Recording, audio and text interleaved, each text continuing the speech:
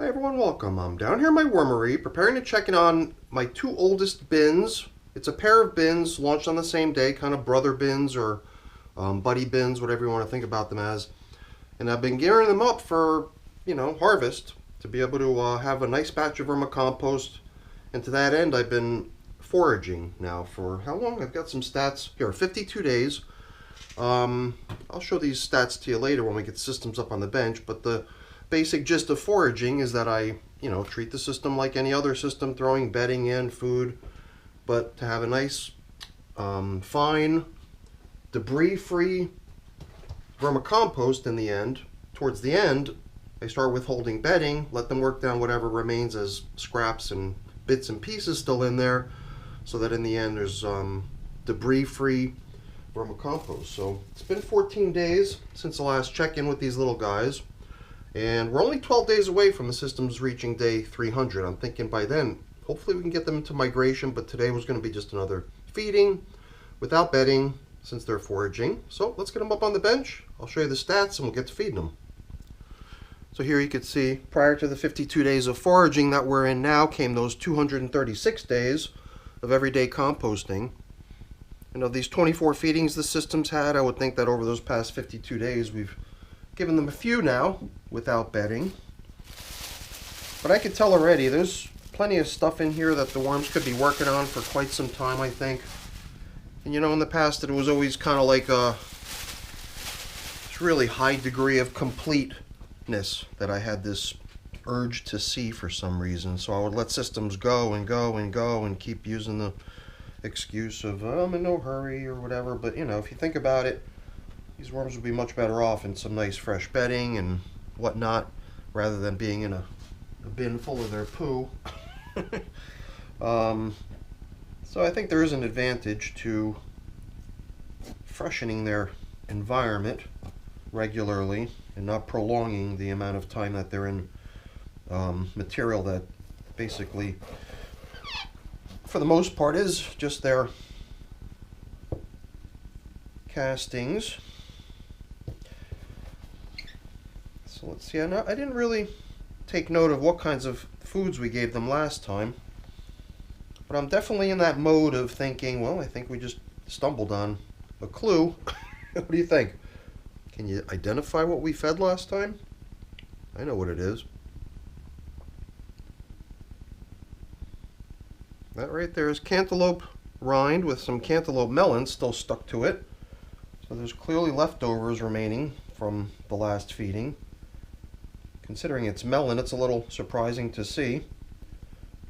So some leftovers like that might take a little while, or at least portions of it. I guess that's interesting, right? Banana's a good example, where the stem will take a while, where most of the skin will go quite quickly.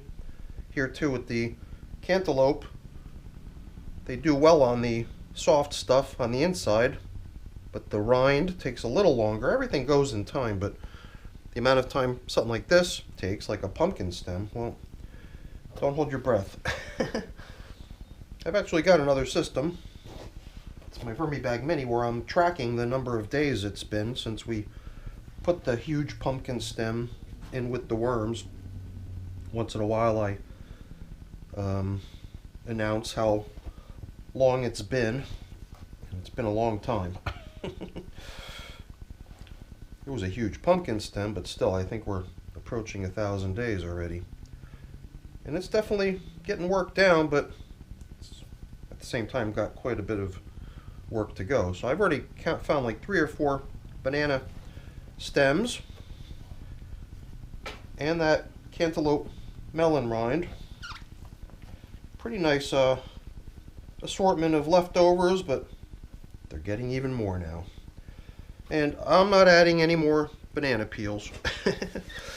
And not that the banana peel is the thing that I'm thinking about when I say that. It's more the stem. Don't want to have all these stems laying around. They'll work it all down, but at some point I'd like for the material that they're inhabiting to be really sort of like what we talked about in the beginning. Stuff that is just nothing more than their poo, and what they would really be more interested in is finding a nice batch of fresh bedding with some nice fresh food in it. As long as it's all nice and moist and comfortable to be in, they'll eventually get on the move looking for something like that if what they're inhabiting isn't to their liking. Usually the moisture level is the good motivator. If the stuff they're inhabiting begins to get quite dry, that's usually going to get them interested in finding something better, something more damp and comfortable to be occupying. Okay. We've opened up a couple nice sized trenches here. And what I've got for them, I had this cabbage leaf, so I placed that down at the bottom of the plastic bag, and then in came all these peels off of orange and white carrots. I think the white carrots are called parsnips. And you know, it did not account for how difficult it might be to open this, or crack open. Opening it, I'm not sure if opening it is the right way to think about it. It's just I'm trying to, dislodge some of it. I pushed my thumb back beyond its limit and get that funny feeling like, ouch. That's what that was. Well, you know, let's not be foolish here. I've got my handy pocket knife here, so we should be able to get this party started. Aha. Well, that was a promising sound, but I think that was just the leaf dislodging from this brick, nice orange brick. There we go. All right, thank you for your patience, kind viewers. And it looks like we've also got a little other assortment of stuff in here. Who knows what these things are? Or is that the white carrot peel? Yeah, it's the orange carrot peel. A little bit of cabbage leaf, but I don't know if we need to go beyond that in terms of dislodging everything from itself. Stuff will thaw out. I just figured it'd be nice if I could spread it across the entire width of the container so that they've got sort of a larger sized trench to approach from all different directions. That wasn't going to give. That's the stem.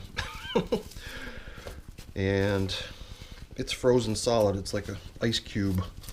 So my little pocket knife didn't stand a chance, but it did great. It did great helping us open things up here. No bedding, you know.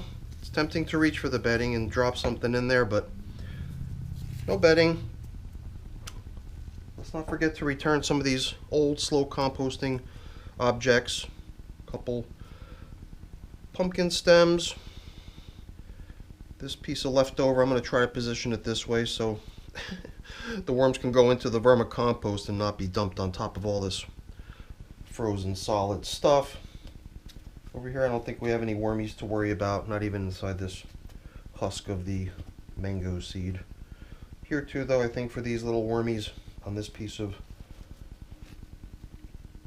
rind, we'll just try to position it in a way that they got an escape route. And you know, I don't know if we did it here last time. Perhaps we did. For some reason it's ringing a bell, like maybe when I watched the video from last time we took note of the fact that here too we were following a little pattern that we've been doing lately, which is to not mess with the outer edges and just leave it not disrupted.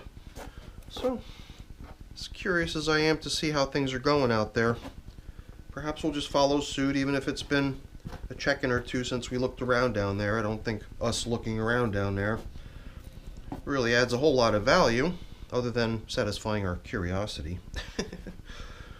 I think what I was going to bring up, you know, let's just take a peek, what the heck, for the heck of it, just to see if we can confirm if it did in fact seem like stuff that has not been upturned in a while. Well, clearly housing a good many worms. Well, that's it. Let's leave it be. It did feel to me like it was pretty compacted, like it might not have been upturned as recently as 14 days ago. That last time that material was tilled up might go back even further. So yeah, we'll let it ride. Let it keep going that way.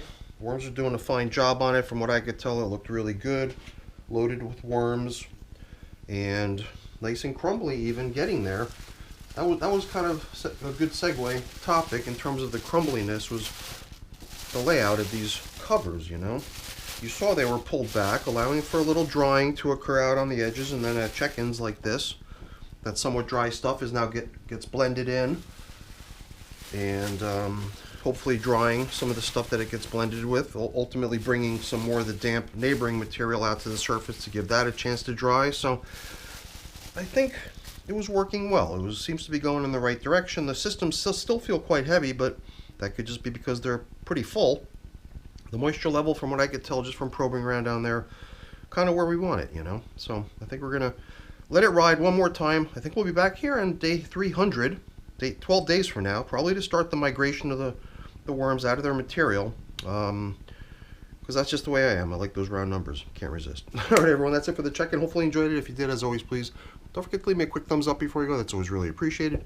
And if you haven't done so already, please also consider subscribing to the channel. That's very much appreciated as well. All right, everyone, have a great day. Thanks for watching. Bye now.